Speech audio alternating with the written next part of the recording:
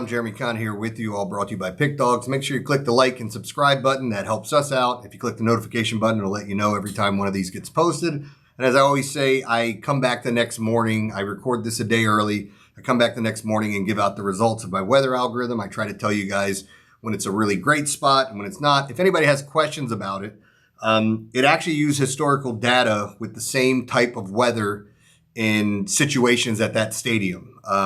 So what it factors in is like the history of it. So you're getting like a randomization of all the pitchers. It's not like all great pitchers. So that's why we try to get as much data as possible. So for example, there are some games it'll be like there were 128 games like this, and this is what happened. It gave a 30% bump to homers.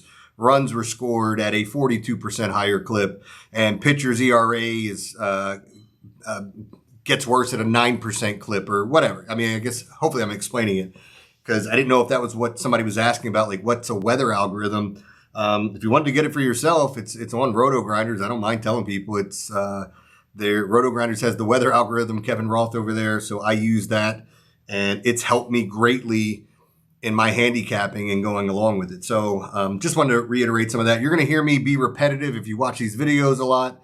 You're going to hear a lot of the same phrases because just how I talk about the games and what I'm seeing. You know, we've talked about negative regression, positive regression. What does that mean? Lucky, unlucky is essentially what it is. And you'll hear me mention that a couple times during baseball season. But, man, I'm really looking forward to football. I already posted a couple college football plays. I'm going to have a few more up for Saturday's games later on today. I have a couple for Thursday. I think I found another Thursday game I like. But, you know, it's the beginning of the season. You're not trying to get this point where you're diving right in. But, hey, you know, I think people do this with the opening week of the season, and this is the full opening week. And they also do it with the Super Bowl where it's like, hey, I'm going to get a little weird today and see what happens. But, man, it's so good to have it back. And you start off with Alabama, Florida State. Alabama's a 13.5-point favorite. And in Texas, Ohio State, where it's a 2-point game. It's almost like pick who you think is going to win and roll with it. I mean, it's such a good game, too. But there's a lot of, like, totals that I'm interested in. There's a couple teams that I like to blow out other teams. I don't like to bet, like, a lot of big spreads. But there are some coaches you watch, you're like, oh, yeah, he wants to score 80. He wants to do this. There are other coaches you'll see, it's like he's not going to run the score up on his alma mater and things like that. The tricky part of it is you can get to a point where, and this happens more in college football than anything else, is, you know, you've handicapped the game the right way. They're running out the clock. Boom, 80-yard touchdown. I've seen some weird stuff happen, and it gets frustrating, but and I'm kind of, you know, there's a game on the game this week that I really like that I'm going, I think that's the only way we lose, but we shall see. And college football, pro football, everything, it's just going to be a good time of year and a lot to talk about. So these podcasts might be a little bit longer. And I'll be giving out free games to everything. It'll be a lot easier during football season because I can clearly talk about this college football slate today. Baseball and basketball, a lot different.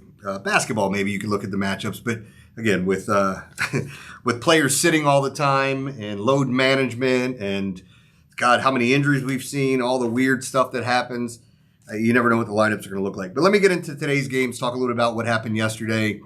I love that Orioles game, and they just could not get a hit with runners in scoring position. 8th inning, Gunnar Henderson leads off with a double, and then we get 3 straight strikeouts. That could have tied the game, possibly sent it to extras, but it would have extended it, and at a 9.5 spread, you feel better about that, obviously. But yeah, I didn't quite get what I wanted in that. I still think even Sam Basayo going 0 for 4, I still think keep your eyes on him.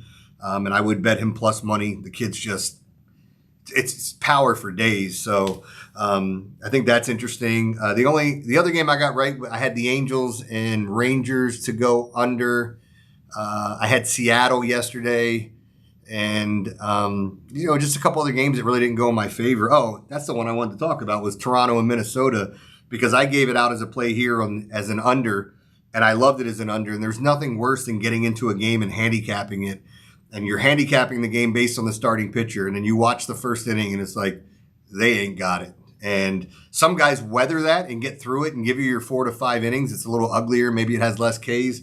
But boy, oh boy, did Joe Ryan not have it yesterday. And you know, it's just a terrible, terrible feeling to watch that in the first inning going, oh, no, now I need to rely on the bullpen or just hope they don't get blown up. It is what it is. So I got 4 games for you today. I do want to talk about what I liked. I thought the A's game on Tuesday night was going to be a big overplay. You saw the 11 total. I've already called it Coors Light. It's just like Coors Field.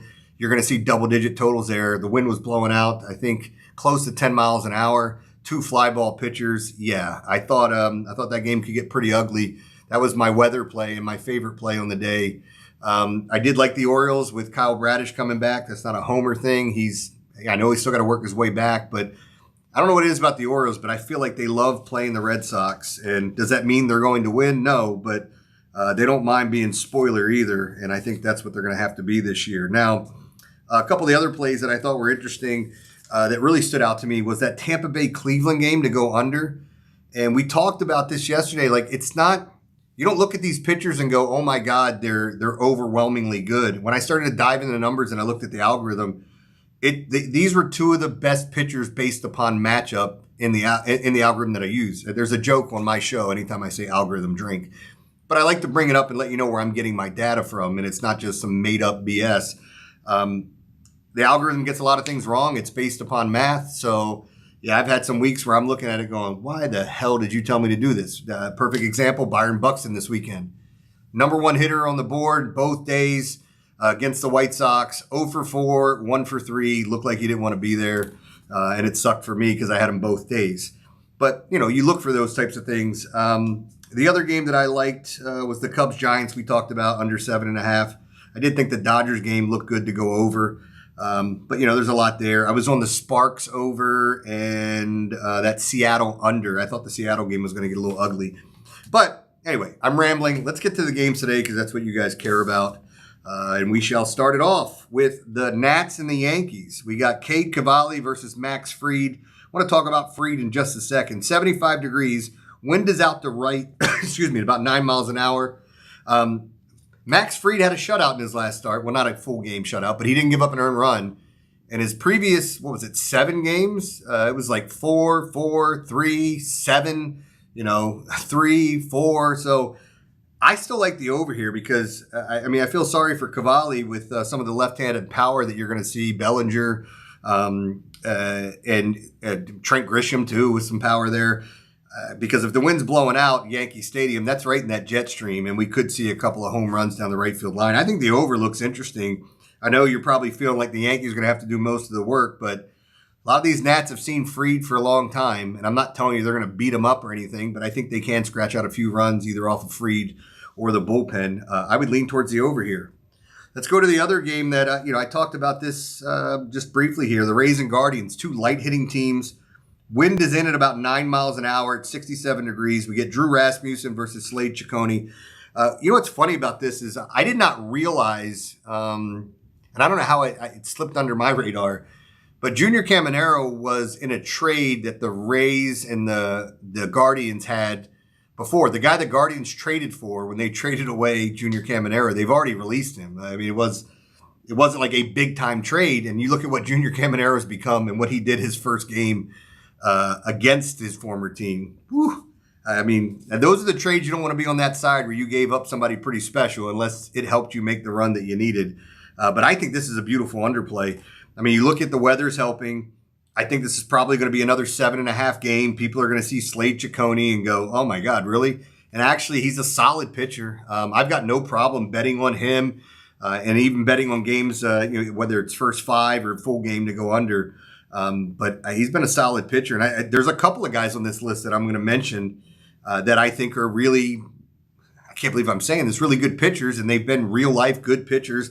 Not maybe somebody you want for fantasy, but man, it's the next game's going to give it to you. But I do like the under here, and that's where I would lean.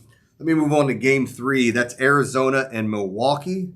And this is what I wanted to talk about. It's all right. So if the dome's open, 8 miles an hour out to left field, that would be a bump to bats. It's 72 degrees there. As I've said, they typically will open the dome 65 to 80 degrees. They'll make that decision. You can find out if you want to wait on it. But ultimately, I like both of these pitchers. I think Quinn Priester has been, at least for me, surprisingly good. And I think that it's another one of these Brewers pitchers where you watch, you're like, oh, he kind of looks good. Oh, he is good. Oh, he's one of the top pitchers in the league. Like what happened with Corbin Burns and Brandon Woodruff and Freddie Peralta and so on. And then you got Jacob Mizorowski there too. So they've got some young talent. But Ryan Nelson's been very solid. His last start, he pitched extremely well, and I feel like this looks like a good underplay. And I'm pretty sure I'm going to be on this game tomorrow, barring if I find out if they open the dome. It does change a little bit depending on what the total is. I'm assuming this is going to be an 8 total. If it's 7.5, I think it's just pushing me in the direction even to take the under more. And I know that sounds kind of counterproductive, but there's a reason why that line's going one way and the money's coming in on another side. And but anyway, let me digress and get to my final play. So as I've said before, guys, make sure you're checking out Pickdawgz. A lot of great things going on over there. Handicappers that are hot. We've got NFL packages up, college football packages for some of the guys. So definitely check it out. Before I get to this game too, I want to point out one of these pitchers I hate, and I'm getting ready to recommend an under for the free play. I think Taijuan Walker is an absolute gas can. The one thing he does now is he'll get some soft contact. He gets a lot of ground balls. He's not a big strikeout pitcher anymore. And with the Phillies at the Mets, this is what I'm getting to. And on the flip side, we have Nolan McLean, who, the numbers look okay, but it's probably going to be a bullpen game. And I'm fine with a bullpen game there with the wind blowing in at about 8 miles an hour, 70 degrees. I feel like this is one of those ballparks where unless you're getting nickel and dimed, you feel pretty good about someone not having the big inning. And when I say nickel and dime, that's the walks and the singles when they add up and the bloops. And then all of a sudden, maybe the wind dies down, you get a blast. But Taijuan Walker can get those ground balls. I'm going to recommend an under. That's going to be my free play with him, even though I can't stand him as a pitcher. And I do think a Mets bullpen game it's a solid play with some of the additions they've made. So that's where I'm going to be at. I'll be back tomorrow. I'll repost what the weather algorithm spits out for Wednesday's games. But yeah, I'll be back with the same thing, and we'll start talking some college football and NFL here. I'm going to talk college football this week, so we'll have a good time with that. Good luck today, guys.